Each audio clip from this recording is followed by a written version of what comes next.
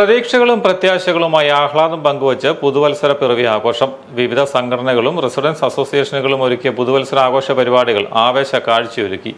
കരിമരുന്ന് പ്രയോഗവും കലാവിരുന്നും ഒത്തുചേരലുകൾക്ക് ആഹ്ലാദം പകർന്നു. അതിരമ്പുഴ കാട്ടാത്തി യുവശക്തി വായനശാലയുടെ നേതൃത്വത്തിൽ യുദ്ധത്തിനെതിരെ സ്നേഹ സന്ദേശം പകർന്ന കരോൾ ഗാനങ്ങൾ ആലപിച്ചാണ് പുതുവർഷത്തെ വരവേറ്റത്.